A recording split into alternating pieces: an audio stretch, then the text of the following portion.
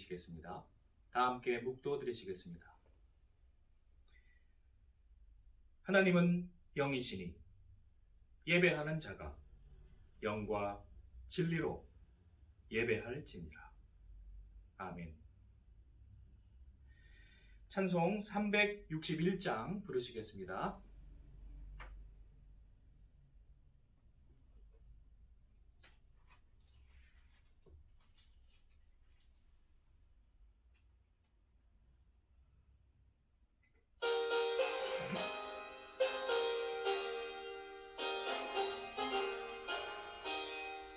기도하는 이 시간 주께 무릎 꿇고 우리 구세주 앞에 나아가네.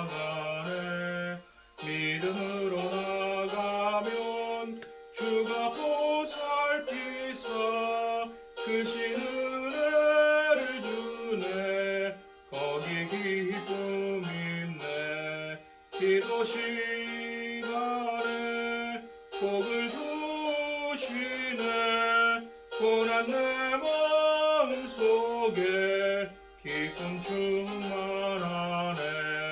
기도하는 이 시간 주가 곁에 오사 인자하신 얼굴로 귀 기울이네.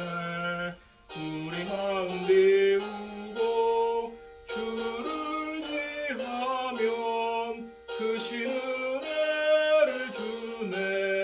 거기 기쁨 있네. 기도 시간에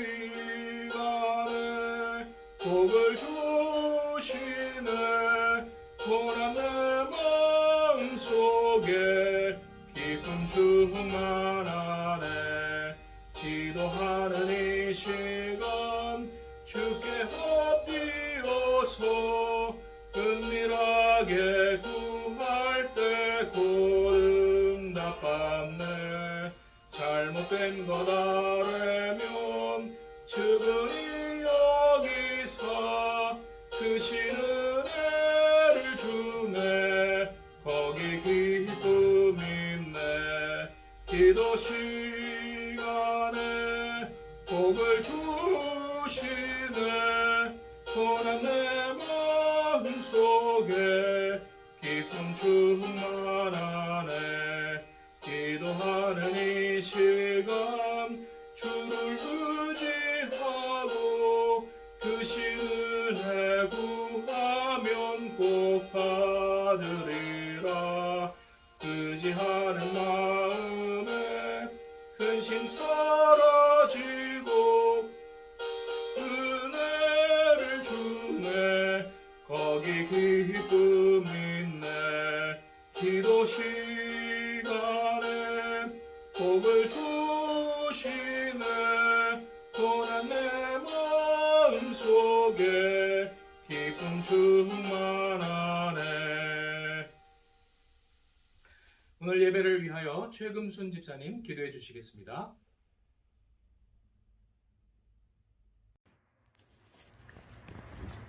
오늘도 수요 예배로 온라인으로 예배를 드립니다. 하나님께서 예배를 기쁘게 받으옵소서. 항상 저희들은 영적인 힘을 놓지 아니하고 항상 말씀으로 전진할 수 있는 성령의 힘을 다하여 주시옵소서. 하나님, 사람의 계획을 세울지라도 뜻을 이루시는 여호와라고 말씀하셨사오니 우리 교회 나갈 길을 하나님께서 뜻 가운데 인도하여 주시옵소서. 예수님께 모든 성도들이 영으로나 육으로나 늘 부족함이 없도록 채워주시고 건강도 항상 지켜주시옵소서. 이 시간도 우리 목사님 말씀 증거하심으로 말미암아 그 말씀을 통해서 일주일도 승리하는 삶을 허락하여 주시옵소서. 성전에서 모이는 그날까지 항상 저희들이 쉬지 아니하고 범사에 감사하며 주님 앞에 나아갈 전진할 수 있는 힘 또한 주시기를 간절히 빌고 논하며 이 모든 말씀 우리 주 예수님 이름으로 기도드립니다. 아멘. 함께 나누실 하나님의 말씀은 시편 50편입니다.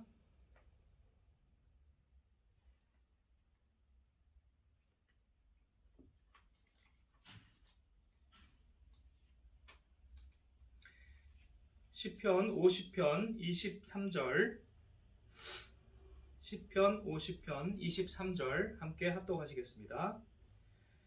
감사로 제사를 드리는 자가 나를 영화롭게 하나니 그의 행위를 옳게 하는 자에게 내가 하나님의 구원을 보이리라. 아멘.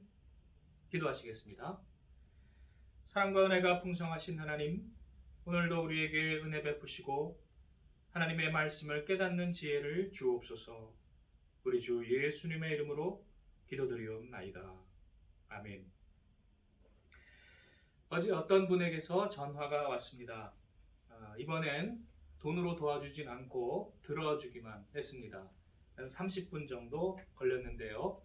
전화를 끊고 나서 어머니가 옆에서 역정을 내셨습니다. 왜 자꾸 목사님한테 전화해? 그래서 제가 또 어머니께 말씀을 드렸죠. 자꾸 죽는다는데 어떡합니까? 들어주기라도 해야죠. 그러자 또 어머니가 말씀하셨습니다. 왜 죽는다는 전화를 자꾸 목사님한테 하는 거야? 왜 그렇게 상담을 오래 해서 목사님을 괴롭혀? 이렇게 이야기를 하셨습니다. 아들을 생각해 주시는 그 마음 참 감사하지요.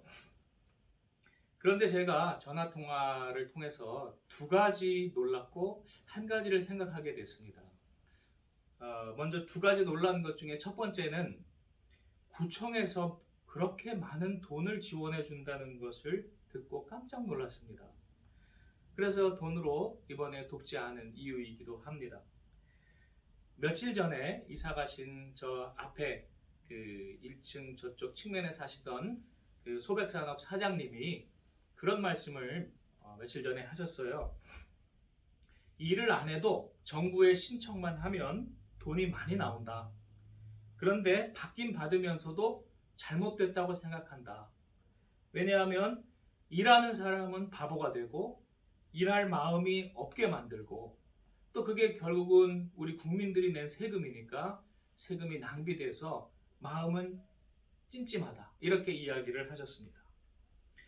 두 번째 놀란 것은 그 돈을 그 부인이 황당하게 낭비해서 그렇게 써버려서 또 놀랐습니다.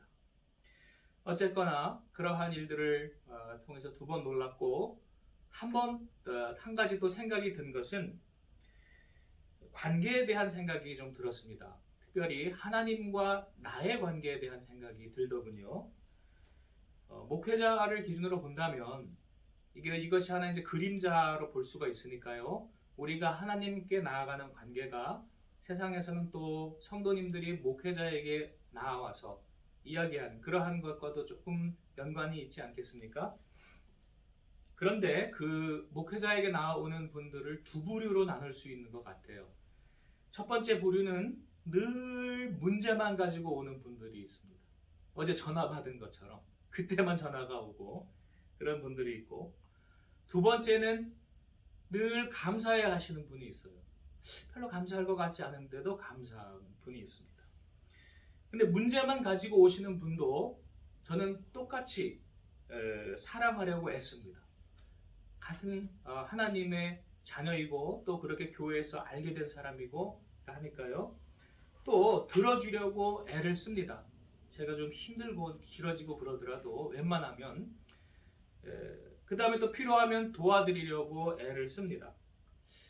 그래서 사랑하려고 애는 쓰지요. 그러면서도 그것이 어린아이와 같은 모습인 것도 또 사실입니다. 그래서 제 안타까움이 드는 것은 좀 더 성숙해지셨으면 하는 마음, 그렇게 되면 본인도 좋으시고 또 마음도 편해지시고 이웃도 좋을 텐데 하는 그러한 안타까움이 있습니다. 반면에 감사해 하시는 분이 또 있습니다. 하나님 은혜에 감사하시고 또 교회에 대해서 감사한 마음을 가지고 있고 어떻게 하면 좀 더 교회를 섬길까? 어떻게 하면 좀 더 봉사할까? 이런 생각을 하시는 분들이 있습니다. 이런 분들은 어른 같은 성숙함을 제가 느낍니다. 그러면서 저에 대해서 생각을 해보게 됐어요. 나는 하나님께 어떤 사람인가? 나는 어린아이인가 어른인가? 나는 하나님께 감사의 인사를 해본 적이 얼마나 되는가? 늘 부족하다고 불평하고 달라고만 하는 사람이 나 아닌가? 하나님께 울며 기도하며 간구한다고 해도 그것이 하나님이 원하시는 게 아니라 내 욕심을 자꾸 하나님 앞에 강조한 것은 아니었는가? 그러한 생각이 들었습니다. 오늘 말씀해 보시면 하나님을 영화롭게 하는 제사가 있다고 나와 있습니다. 그것은 감사의 제사입니다. 하나님이 기뻐하시고 하나님이 영화롭게 하는 제사입니다. 그런데 이 본문을 가만히 생각해 보면 감사할 것이 별로 없어 보이는 상황 같습니다. 예를 들면 14절 15절에 보시면 환난 날에 나를 부르라 내가 너를 건지리니 라는 말씀이 있습니다. 그래서 하나님께서 이 사람에게 감사의 제사를 드리라고 하는 그 상황이 이 사람이 환난 날이에요. 환난 날. 환난을 당하는데 감사를 해라? 이게 조금 맞지가 않는 것 같은 그러한 내용일 수 있습니다. 표면적으로는요. 아니 지금 내가 죽겠는데 답답해 죽겠는데 무슨 소리냐? 이러한 이야기를 이 사람이 할 수도 있어 보입니다. 빌립보서 4장에 보시면 이런 말씀 다 아시죠? 아무것도 염려하지 말고 오직 너희 구할 것을 감사함으로 하나님께 아뢰라. 아무것도 염려하지 말라고 하는 것을 보면 염려할 게 많은 상황인 것 같아요. 그렇지 않습니까? 염려하는 게 많은 상황인 것 같아요. 그러니까 그 사람들이 하나님께 구하기는 합니다. 그런데 감사함으로 구하지는 못하는 거예요. 염려할 게 많고 아이고 예수 믿었는데 왜 이렇게 안 풀리지? 이런 마음이 사실 마음이 있는 가운데 하나님께 이것저것 막 구하는 거예요. 그런데 성경은 너희 구할 것을 감사함으로 하나님께 아뢰라 이렇게 말하고 있는 것입니다.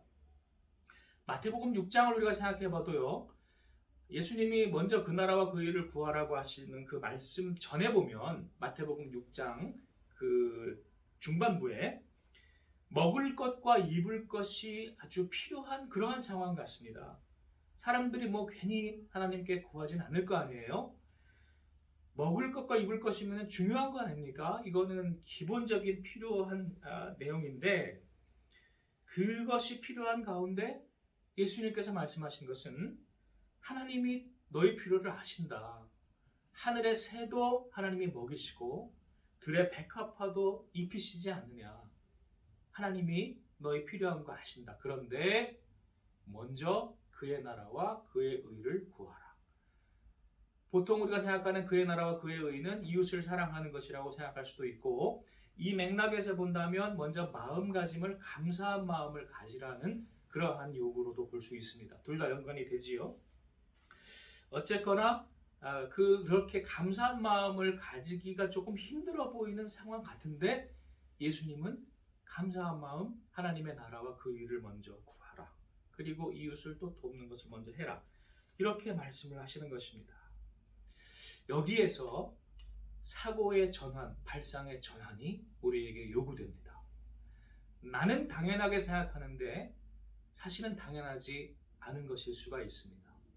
세상적인 사고방식에 빠져가지고 나는 당연하게 내가 필요하다고 생각하는 그것들이 사실은 나에게 필요가 없을 수가 있다는 것입니다. 밥 한 그릇과 마실 물 하나만 있으면, 입을 옷 한 벌만 있으면 우리가 감사해야 할 것이라고 성경에서 가르친 것은 세상적인 사고방식이 아닙니다. 세상에서는 그렇게 생각하면 좀 모자라다고 생각할지도 모르겠어요. 그런데 그러한 사고의 전환을 이룰 수가 있다면 우리는 감사할 수가 있게 되겠죠. 참 큰 도전인 것 같습니다.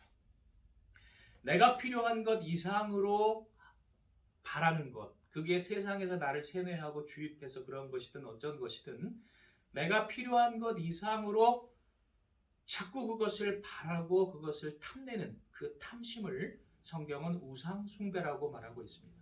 그런데 하나님이 제일 싫어하시는 게 우상 숭배잖아요. 십계명을 어기는 거잖아요. 그러면 우리가 우상을 버리고 하나님을 섬길 때, 탐심을 버리고 감사와 자족의 마음을 가질 때 우리는 비로소 감사할 수 있을 줄로 믿습니다. 그리고 평안해지겠지요. 예수님이 그래서 말씀하십니다. 하나님 나라와 재물을 겸하여 섬길 수가 없느니라. 그 다음 감사한 이유는 우리가 세상적인 것보다도 영적인 것, 특별히 진리를 알고 진리와 함께 내가 살아갈 수 있게 된 것을 감사한다면 그것이 큰 감사의 제목이 될 수가 있겠습니다. 요즘 아프간 사태 많이 보도가 되고 있는데요. 아프간이 망하기 직전에 대통령이라는 자가 돈 가방을 들고 황급하게 도망갔다는 그러한 소식들이 보도가 됐었죠. 그런데 놀랍게도 2명의 여성 공무원이 도망가지 않았다는 보도도 나왔습니다. 그 중에 보도된 사람이 첫 번째 하마디라는 여성 교육부 장관이었고요. 또 두 번째는 자파리라는 메이단샨시라는 조그만한 시의 시장인 여성이었습니다. 그런데 그 두 여성은 도망가지 않으면 탈레반에게 자기들이 잡혀서 죽을 것을 알았어요. 그런데 도망가지 않았습니다. 그들은 감사했습니다. 내가 올바른 교육을 받을 수가 있게 됐고 그 교육을 통해서 인간은 남자나 여자나 차별 없이 평등하다는 것을 알게 되었고 그래서 그러한 삶을 잠시라도 살게 됐다는 것을 감사하게 생각한다. 여러분, 굉장히 도전적이지 않습니까? 탈레반에게 죽을 것을 알면서 실제로 그 두 분이 죽었대요. 기사에 제가 그 후속 기사로 죽었다는 보도를 제가 봤습니다. 죽음 앞에서도 내가 진리를 깨달은 것을 감사하고 그 진리대로 하루라도 더 살게 되는 것을 감사한다. 정말로 도전되는 감사의 제목입니다. 그러면서 제 스스로 돌아보게 됐어요. 기독교인으로서 내가 살아가게 하심을 감사한 적이 몇 번인가? 기독교인이기 때문에 불이익을 당하는 그러한 것을 감사해 본 적이 몇 번인가? 반대로 그것 때문에 불평하고 원망한 적은 늘 있는 것 같은데 감사한 적은 별로 생각이 안 나요. 너무 부끄러웠습니다. 여러분은 어떠십니까? 여러분의 그러한 주변 상황으로 감사해 보신 적이 몇 번 있습니까? 기독교인으로서 진리 가운데 살아가고 불이익을 당한 것을 감사하신 적은 몇 번이나 되십니까? 다음으로 감사의 결과는 평강의 축복이라고 가르쳐주고 있습니다. 또 그것이 구원이라고도 이야기를 하고 있습니다. 그래서 성경 말씀은 감사하라라는 마음을 우리에게 명령하시면서 그리하면 하나님의 평강이 너희 마음과 생각을 지키시리라 라고 말하고 있습니다. 감사하는 사람이 평안해집니다. 감사하는 사람이 기쁨이 생깁니다. 누가복음 17장에도 보시면 10명의 문둥병자 이야기가 나오죠. 요즘 말로 나병 환자. 그런데 10명의 나병 환자가 고침을 받았는데 돌아와서 감사한 사람은 한 명밖에 없었습니다. 그런데 그 사람을 보고서 예수님께서 말씀하시죠. 10명을 고쳐주었는데 감사하러 돌아온 사람은 너 한 명밖에 없느냐? 라고 말씀하신 다음에 내 믿음이 너를 구원하였느니라 라고 말씀을 하시죠. 그걸 보면 몸의 육신이 치유받은 것은 구원이 아닌 것입니다. 우리가 몸이 다시 건강해진 것은 언젠간 다시 아프고 그래서 우리는 죽게 되어 있기 때문에 그것은 구원이 아닙니다. 우리 마음의 변화가 진정한 구원입니다. 그래서 예수님은 돌아온 그 한 명의 나병 환자에게 내 믿음이 너를 구원하였다라는 구원이라는 말씀을 쓰십니다. 다음으로 감사의 제사와 함께 하나님이 기뻐하시는 제사는 봉사의 제사입니다. 그런데 이것은 감사와 자연히 연결되는 것입니다. 왜냐하면 히브리서 13장을 보시면 찬미의 제사를 하나님께 드리라 라는 말씀을 하시고 찬미가 하나님을 praise, 찬양하는, 감사하는 그 마음이죠. 그 다음 절에 곧 선행과 나눔의 제사니라 라고 말씀하고 있습니다. 하나님께 감사하는 마음이 들 때에 그 감사한 마음으로 이웃에게 나누고 선행을 하고 섬길 수가 있게 된다는 것입니다. 감사한 마음이 없으면 그걸 어떻게 할 수가 없으니까요.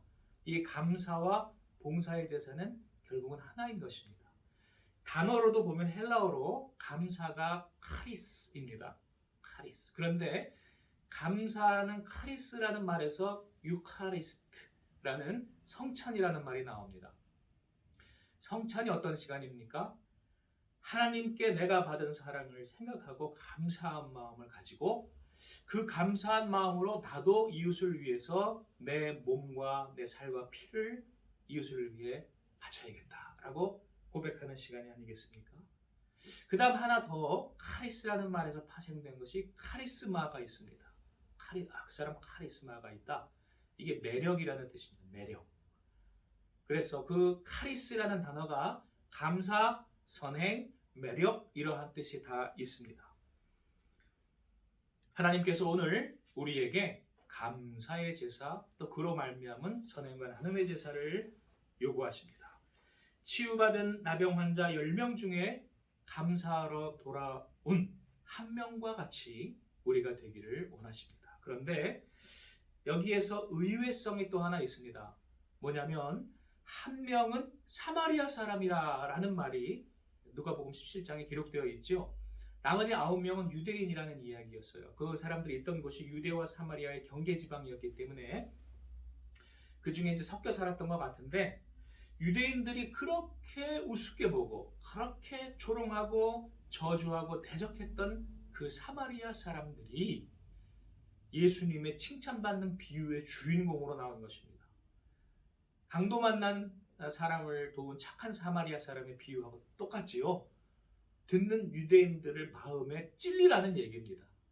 겉으로는 뭐 진짜 1등으로 구원받을 것 같고 천국에서 상 많이 받을 것처럼 화려해 보이는 그 사람이 가짜일 수 있다는 것입니다.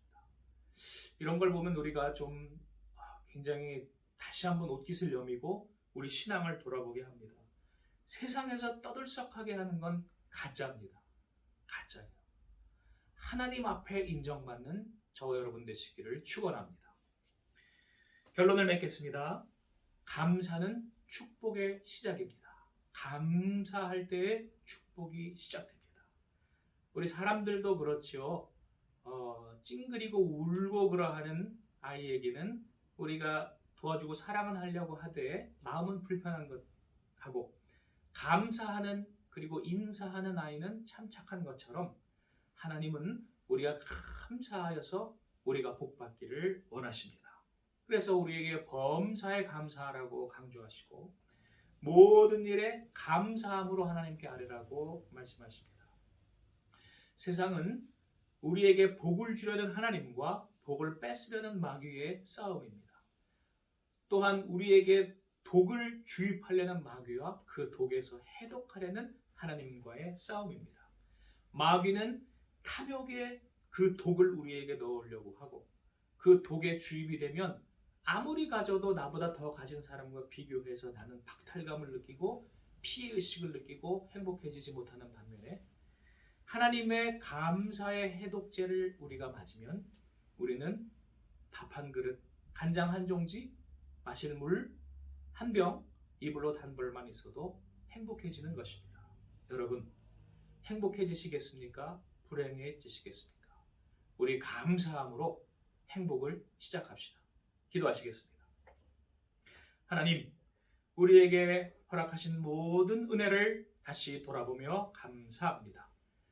또한 우리가 세상의 마귀의 유혹에 넘어가 늘 불평하고 원망했던 것을 회개합니다.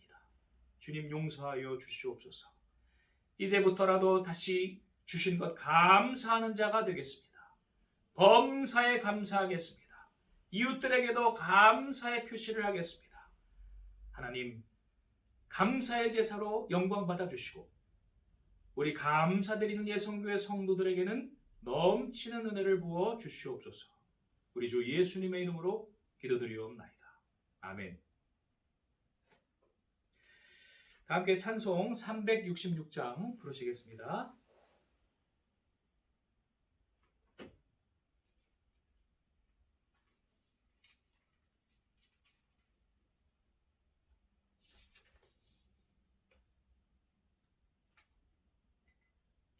(366장입니다)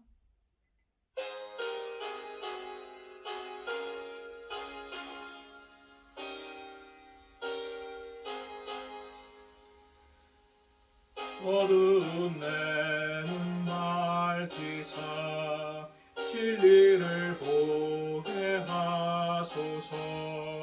진리의 열쇠 내게 주사 참빛을 찾게 하소서. 깊으신 뜻을 알고자 엎드려 기다리오니 내 눈을 뜨게 하소서. 성령이여 막혀진 내 귀 여시사 주님의 귀한 음성을 이 귀로 밝히 들을 때에 내 기쁨 한량 없겠네. 깊으신 뜻을 알고자 엎드려 기다리오니 내 귀를 열어 주소서. 성령이여 봉해진 내 입 여시사 복음을 널리 전하고 차가운 내 맘 녹여주사 사랑을 하게 하소서. 깊으신 뜻을 알고자 엎드려 기다리오니 내 입을 열어 주소서. 성령이여. 교회 소식 시간입니다. 김진자 집사님과 박정혜 권사님께서 코로나 백신 접종을 잘 마치셨습니다. 하나님께서 또 그분들 건강하게 속히 또 회복되고 하나님을 많이 하도록 기도해 주시길 바랍니다.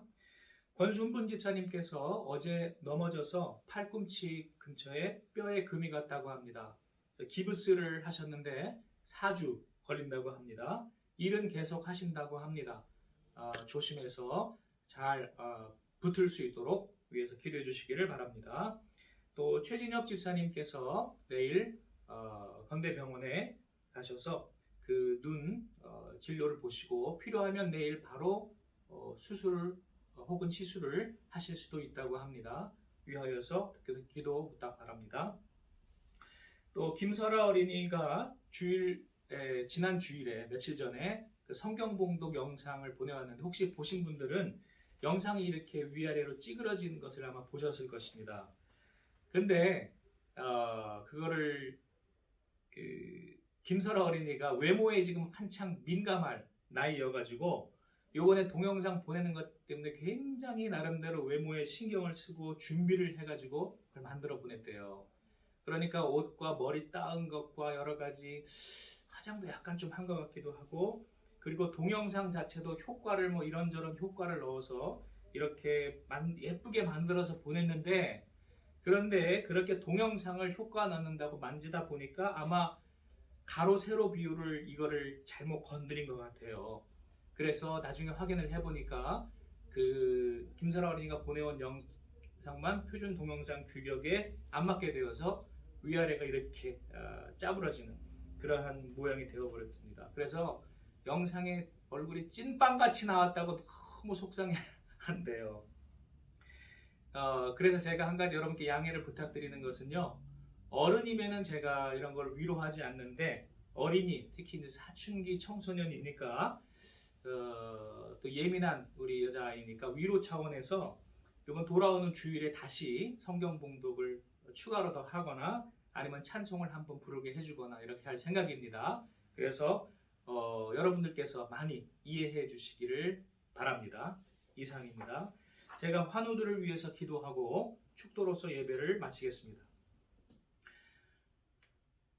사랑과 은혜가 풍성하신 하나님, 여호와 라파 치유하시는 아버지, 주께서 사랑하시는 김진자 집사님, 박정혜 권사님 기억하시고 그들 백신 접종 받았습니다. 하나님 또한 1차적으로 잘 지나게 하심을 감사합니다. 주님 항체가 잘 생기게 하시고 그들이 건강해져서 코로나를 이기게 하여 주시옵소서.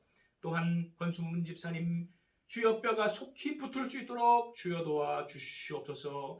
또한 최진혁 집사님 주님께서 그 눈에 밝음을 허락해 주셔서 그 눈이 밝히 보고 주의 일을 잘 감당케 하여 주옵소서. 우리 주 예수님의 이름으로 기도드리옵나이다.